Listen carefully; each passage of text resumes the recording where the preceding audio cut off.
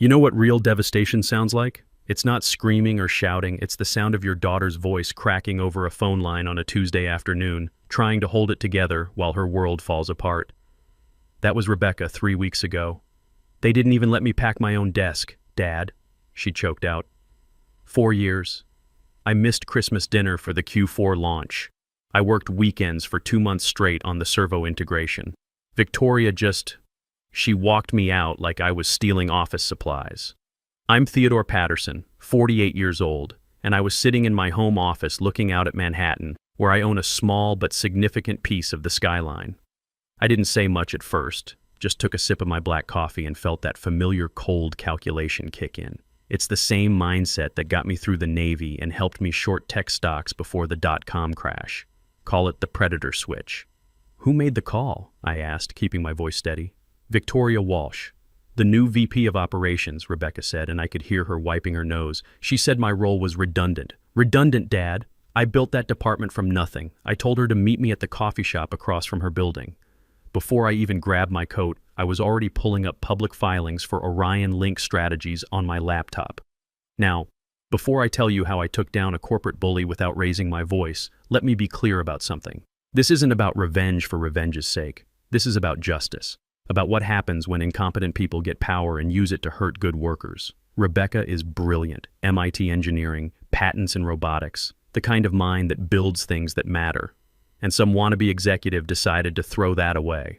I met Rebecca 20 minutes later. She looked terrible. Red eyes, mascara streaked down her cheeks, holding a sad cardboard box with a plant, a photo, and a coffee mug I'd given her when she got the job.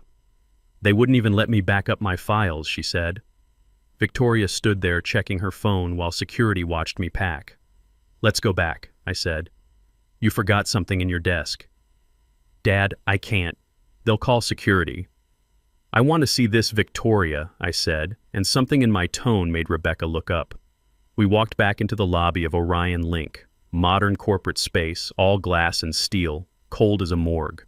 I was dressed down, jeans, sweater that cost more than most people's car payments, but looked like something from Target, boat shoes. To anyone watching, I was just a supportive father. That's when she walked out. Victoria Walsh. Picture everything wrong with modern corporate culture in a $3,000 suit. She was laughing loudly at something she'd said to a terrified-looking intern, strutting through the lobby like she owned the place. Excuse me, Ms. Walsh, Rebecca said, her voice trembling. I think I left my... Victoria didn't even slow down, just waved her hand without looking. HR handles lost property. Rebecca, you don't work here anymore. Clear the lobby. You're cluttering the aesthetic. I watched her go, watched how the security guard looked embarrassed for us, watched my daughter shrink like she was trying to disappear, and I looked around that lobby, really looked. Fraying carpet, cracked reception desk, employees walking with their heads down. This wasn't a thriving company. This was a corpse with good lighting. She's awful, Rebecca whispered. She's sloppy, I corrected, pulling out my phone. I wasn't checking social media. I was checking Orion Link's stock performance.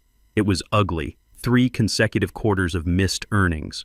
The board was desperate, and they'd brought in people like Victoria to cut costs. But they were cutting muscle and leaving cancer. I took a picture of the company directory, focused on the board members and major investors. Then I looked up at where Victoria had disappeared. You know what? I said to Rebecca, wrapping an arm around her. I've been looking for a new project. My portfolio needs some hands-on management. What are you talking about? Restructuring, I said, smiling at Eddie, the tired-looking security guard. Rough day? I asked him. You have no idea, Eddie muttered. Since the new management took over, it's been chaos. They fired half the cleaning crew, cut everyone's hours. Interesting. Tell me, Eddie, does Orion Link own this building? Yeah, but I heard they're trying to sell and lease back. Cash problems. Bingo. A sale-leaseback meant they were drowning. When a company is drowning, that's when smart money moves in. My Navy training taught me that the best time to strike is when your enemy is already taking on water. Come on, Rebecca, I said. Let's get coffee. I have some calls to make. You're going to do something crazy, aren't you? Nothing crazy, I said. I'm a silent investor. I'm going to be very, very quiet. As we walked out, I was already running calculations. Orion Link was bleeding cash, management was incompetent, and the board was panicking. In my experience, that's when you can buy a dollar for 50 cents. The trick is knowing which 50 cents to spend. The thing about hostile takeovers is they're nothing like the movies. No dramatic music, no shouting on trading floors. Real corporate warfare is boring. It's paperwork, patience, and precision. It's what they taught us in the Navy about warfare. Slow, methodical, overwhelming force applied at exactly the right moment. I spent that evening in my home office, mapping out Orion Link's financial structure like I was planning a military operation. I spent the next 2 weeks turning my home office into a command center. Rebecca stayed with me, partly because she couldn't bear her empty apartment, but mostly because I needed her knowledge of where the bodies were buried at Orion Link. Having an inside source is like having reconnaissance before a mission. You don't go into hostile territory blind. "Who's the weak link on the board?" I asked, pointing at my whiteboard covered in names and percentages. I'd mapped out the entire ownership structure like a target assessment. Rebecca studied the list while nursing her third cup of coffee. Pete Johnson, the CFO, going through a messy divorce. He's been liquidating everything to pay lawyers. Perfect. Desperation makes people sloppy with money. I didn't approach Johnson directly. That's amateur hour. When a woman in a Chanel suit walks up to a desperate CFO, stock prices double overnight. Instead, I used Blue Harbor Holdings, a shell company I'd set up 3 years ago for exactly this kind of situation. My proxy contacted Johnson's broker with an offer. 5% premium on his shares, cash, off-market transaction. No questions, no publicity, money in his account within 24 hours. He bit so hard I could hear the snap from Connecticut. Just like that, I owned 8% of Orion Link. But 8% gets you a quarterly report and a polite thank you note. I needed real influence. The magic number for serious corporate control is around 47%, enough to block major decisions and force board changes. Going for 51% outright would trigger too many regulatory flags and drive up the price. I started buying the float, shares trading publicly on the market. But carefully.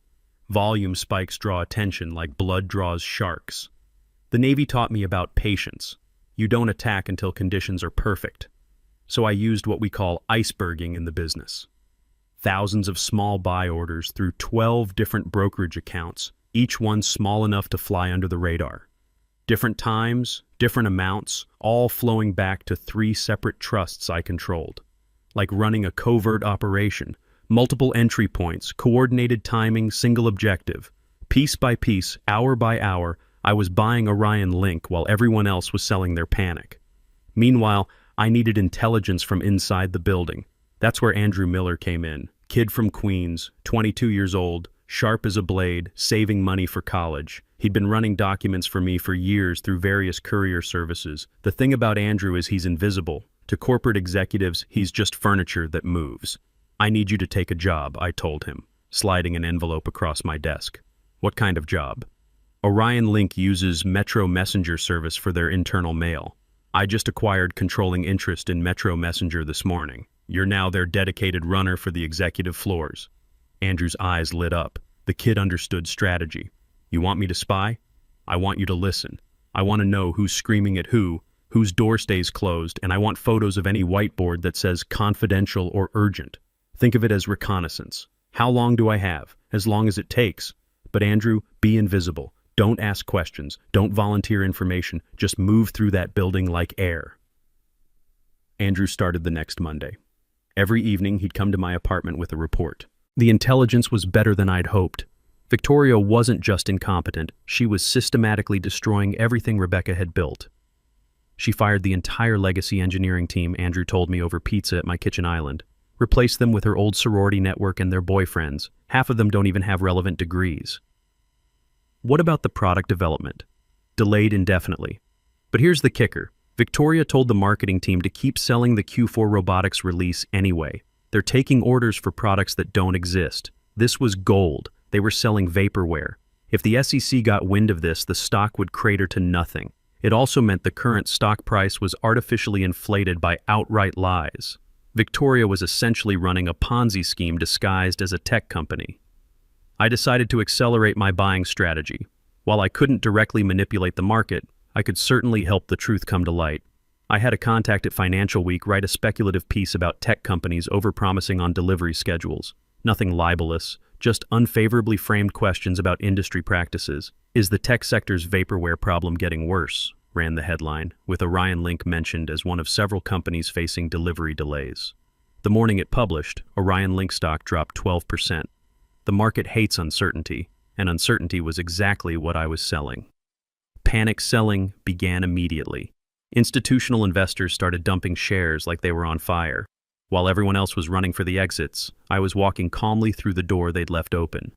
My stake jumped from 8% to 15% in a single morning, then 22% by close of trading, then 28% over the following week as more investors lost confidence. But I needed to be smart about the final push. Going from 28% to 47% in normal market conditions would take months and cost a fortune in inflated prices. I needed a catalyst, something to shake loose a large block of shares all at once. That's when I remembered Harold Foster. Foster was 82 years old, living in a nursing home in Connecticut.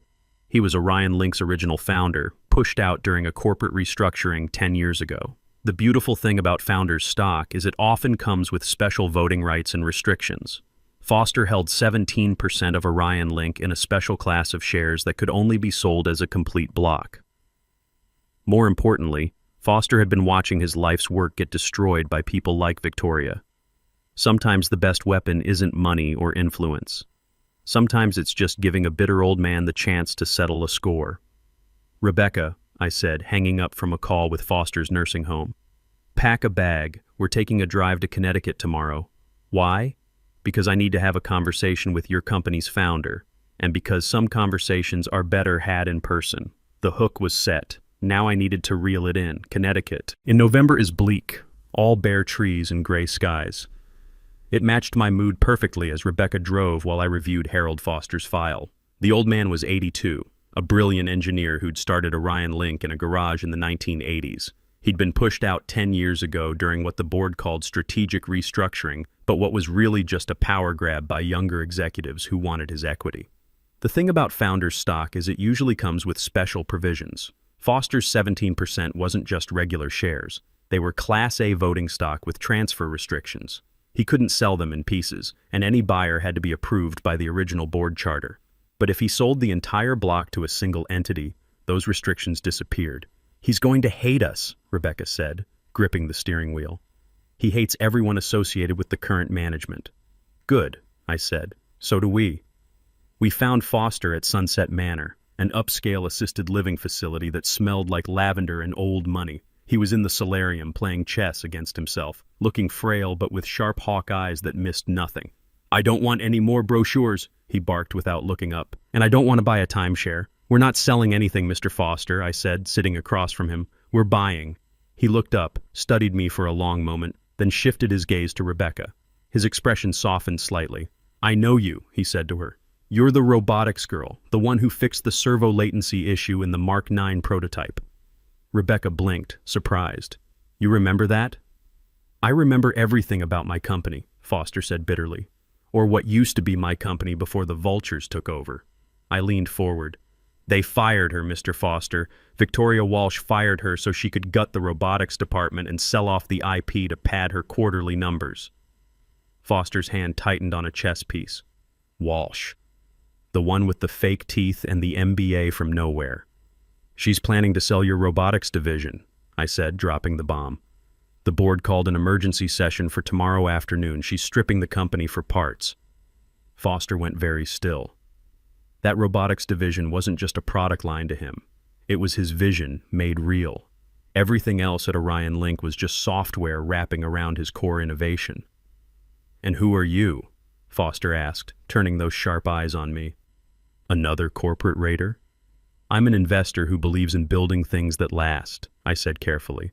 "What Victoria's doing is wasteful. She's stripping copper wire out of a mansion and calling it efficiency." "If I sell to you," Foster said, his voice raspy with age, "what happens to the company?" "I fire Victoria Walsh," I said.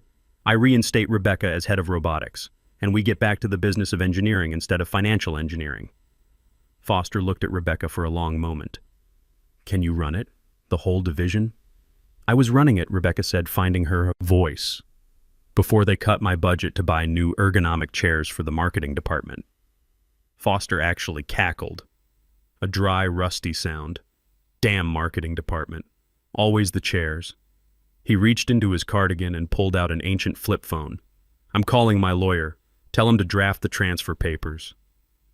The next 4 hours were a blur of frantic calls, document reviews, and wire transfers. Foster's lawyer was old school. Everything had to be perfect, every comma in place. But by sunset, the confirmation pinged on my phone. Harold Foster's 17% was mine.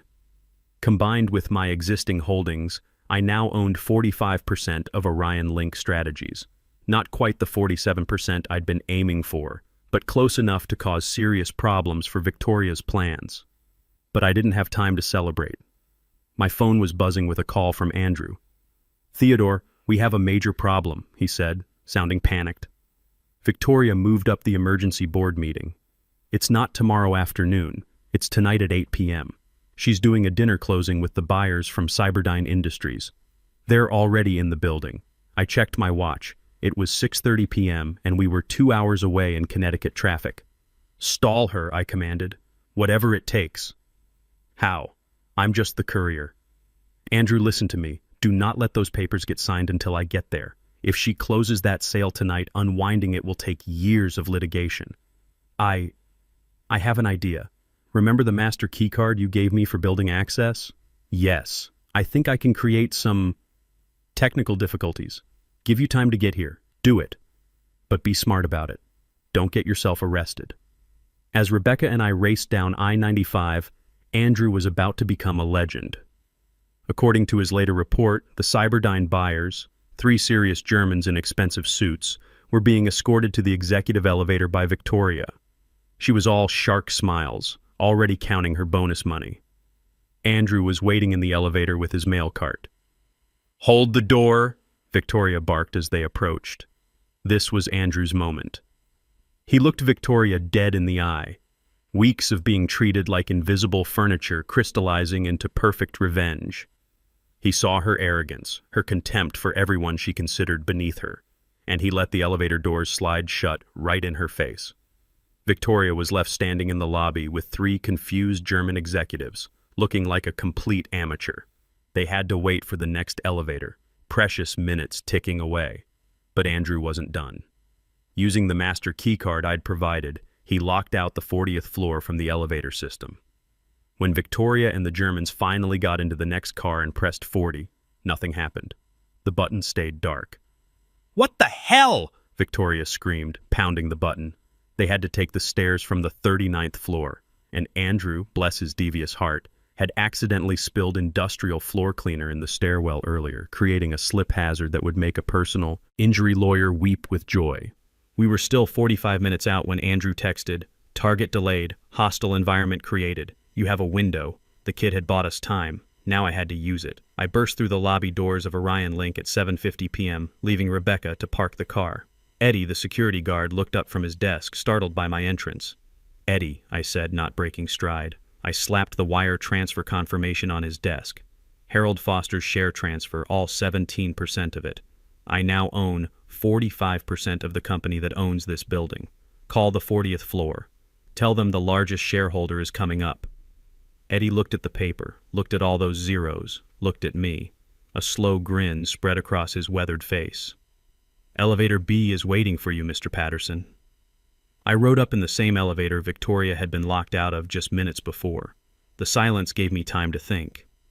In the Navy, we called this moment going over the beach, that final approach where everything either worked perfectly or went to hell. There's no middle ground. The doors opened on the 40th floor. I could hear voices from the boardroom, frustrated German accents mixed with Victoria's increasingly desperate sales pitch. "Unacceptable conditions," one of them was saying. "We are discussing a multi-million-dollar acquisition, not navigating an obstacle course." "Minor technical difficulties," Victoria was insisting. "Please, let me show you the IP portfolio. The price is extraordinarily favorable."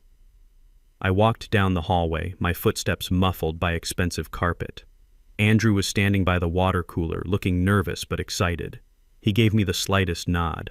I stopped outside the glass doors of the boardroom and took a breath. Inside, Victoria was spreading documents across the mahogany table, while 3 German executives stood looking skeptical, still brushing industrial cleaner off their expensive shoes. "Just sign here," Victoria was saying, practically shoving a pen at them. "The robotics patents transfer immediately. This is the deal of the century." It really was a steal. She was selling them for about 30 cents on the dollar just to close quickly and secure her bonus. I pushed the doors open. They didn't slam dramatically, just swished with that expensive pneumatic hiss that quality conference rooms have. "I'm afraid that won't be necessary," I said clearly. Victoria whipped around. Her face cycled from confusion to recognition to pure rage as she placed me, the father, from the lobby 3 weeks ago. "Security!" she shouted. "This is a private meeting. Get him out!" She marched toward me, her finger pointed like a weapon. "I don't know how you got up here, but you're leaving now." I didn't move. "Touch me, Victoria, and you'll lose more than your job." "My job?" She laughed, but it came out shrill. "I run this company. You're nobody." "He's disrupting our meeting," she said to the Germans, who were watching this unfold like spectators at a tennis match. "Security is coming. No need for security," I said, walking past her to the head of the table. I placed my briefcase down and opened it with deliberate calm. Inside was a single folder containing Harold Foster's share transfer documents. "Gentlemen," I said, switching to the German I'd learned during 2 years stationed in Frankfurt, "Das Treffen ist beendet. Das Angebot ist zurückgezogen." The meeting is over. The offer is withdrawn. The lead German, a sharp-eyed man in his 60s, looked intrigued rather than annoyed. "And you are?" Victoria stormed up to the table. "He's a stalker. He's the father of a disgruntled ex-employee." "I am Theodore Patterson," I said calmly, "and as of 2 hours ago, I own 45% of Orion Link Strategies." The silence that followed was deafening. Victoria snatched the folder from the table, tearing through the pages. "This is fraud. Forgery. Foster is senile. He doesn't sell." "Not to people who call him senile," I corrected. "But he's quite happy to sell to people who respect his life's work."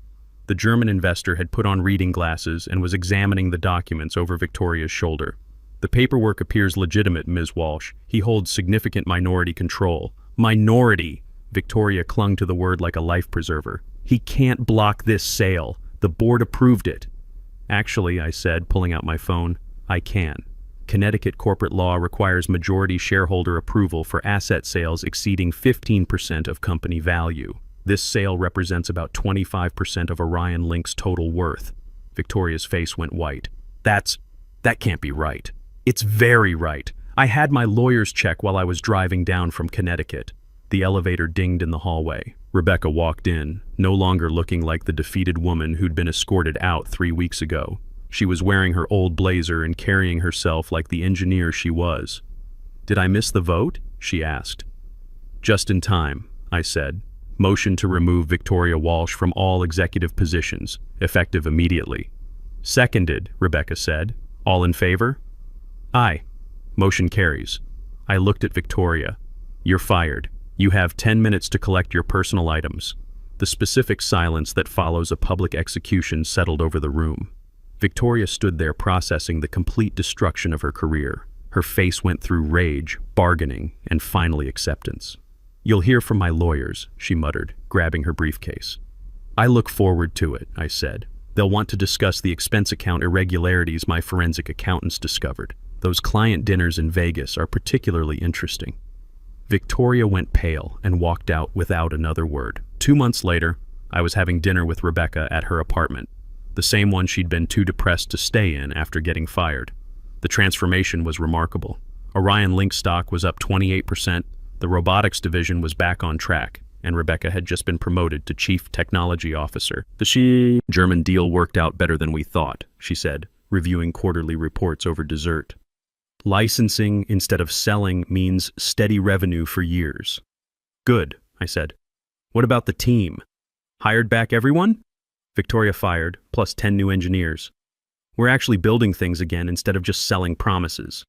I raised my wine glass. "To building things that last. To family that has your back," Rebecca countered. 6 months after that dinner, I got a package from Connecticut. Inside was a white chess king and a note from Harold Foster. Game 1. I hadn't just saved a company. I'd restored my daughter's career, vindicated an old engineer, and proved that competence beats arrogance every time. The $8 million in unrealized gains didn't hurt either. These days, I'm semi-retired, serving as chairman of Orion Link while Rebecca runs operations. Sometimes I still get that predator switch feeling when I see corporate bullies in action. The game never really ends. But the best victories are the ones you share with family.